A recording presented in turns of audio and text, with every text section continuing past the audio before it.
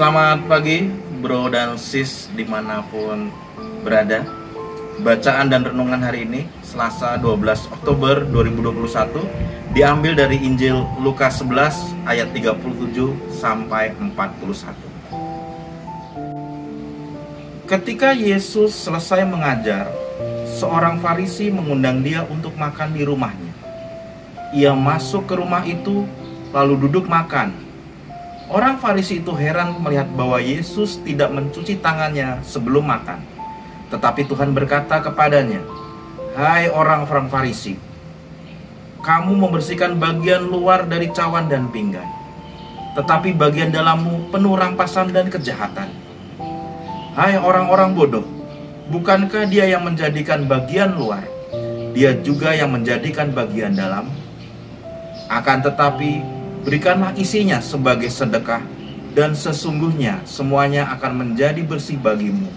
Demikianlah sabda Tuhan, terpujilah Kristus."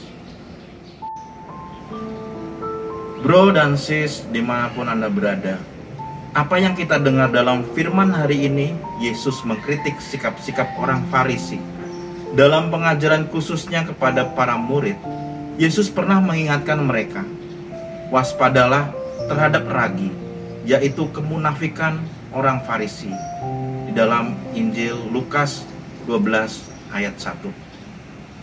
Sebelum saya melanjutkan renungan hari ini, perkenankan saya bertanya, apakah di antara kita pernah melanggar peraturan? Apakah ada orang lain yang tahu perbuatan kita? Lalu apa komentarnya? Bagaimana perasaan kita sendiri ketika kita melanggar aturan yang ada? Hidup manusia sendiri pada dasarnya penuh akan berbagai aturan. Mulai dari aturan umum yang dibuat oleh negara, seperti hukum pidana dan hukum perdata, sampai aturan-aturan yang lebih lokal seperti adat istiadat, kesopanan, kontrak kerja, juga peraturan yang ada di sekolah. Berbagai macam aturan tersebut sebenarnya memang ada demi keteraturan dan kebaikan diri, atau juga dalam kaitannya dengan hidup bersama dengan orang lain. Yesus mencela orang Farisi yang mementingkan hal-hal lahiriah. Sejak kecil kita sudah diajar mencuci tangan sebelum makan supaya higienis. Tetapi bukan masalah kesehatan yang ada dalam pikiran orang Farisi ketika mereka heran melihat Yesus tidak mencuci tangan sebelum makan. Yang ada dalam benak mereka adalah ritual cuci tangan yang dilewatkan oleh Yesus. Ritual itu sudah berlangsung lama dan dibuat oleh pendahulu mereka untuk melengkapi Taurat. Maka Yesus menegur mereka karena mengutamakan hal lahiriah, bagaikan membersihkan cawan dari luarnya saja, sementara bagian dalam tetap kotor.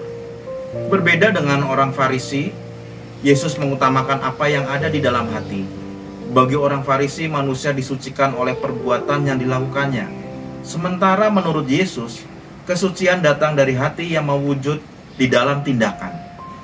Hukum Taurat memang berkaitan dengan perbuatan, tetapi tujuannya adalah mengajar bangsa Israel untuk menaatinya berdasarkan kasih kepada Allah dan kasih kepada manusia. Maka taat pada Taurat bukan semata-mata taat pada aturan, tetapi taat pada Allah.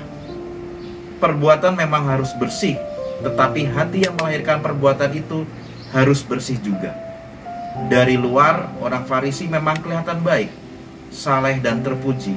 Tetapi Yesus membukakan isi hati mereka yang sebenarnya, yaitu penuh rampasan dan kejahatan. Apabila kita kembali melihat orang Farisi mempermasalahkan Yesus yang tidak mencuci tangannya sebelum makan, dalam adat istiadat orang Yahudi, mencuci tangan sebelum makan adalah sebuah aturan tertulis yang ada turun-temurun. Namun demikian, aturan yang dipermasalahkan tersebut bukanlah lagi tentang kebersihan dan kesehatan. Orang Farisi tersebut tampaknya lebih berpikir tentang hal yang sifatnya ritual belaka atau sekedar formalitas yang sewajarnya diperbuat. Ada kemungkinan juga bahwa orang Farisi tersebut hanya mencari-cari kesalahan yang bisa digunakan untuk menyerang Yesus. Oleh karena itulah Yesus menegur mereka yang lebih fokus terhadap hal-hal luaran sehingga lupa membersihkan sesuatu yang lebih penting, yakni hati dan pikiran. Bahaya mengutamakan perbuatan lebih daripada hati bisa juga terjadi pada kita.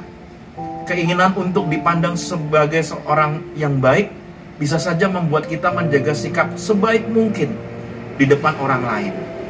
Tetapi bagaimana bila tidak ada orang lain di sekitar kita? Adakah kita tetap bersikap baik karena keinginan mentaati Allah? Yesus mengajar kita bahwa bila hati kita bersih, maka motivasi dan sikap kita pun akan murni. Perbuatan yang lahir pun bersih. Jika kita hanya memperhatikan apa yang tampak dari luar, maka kesombongan akan muncul dari hati kita.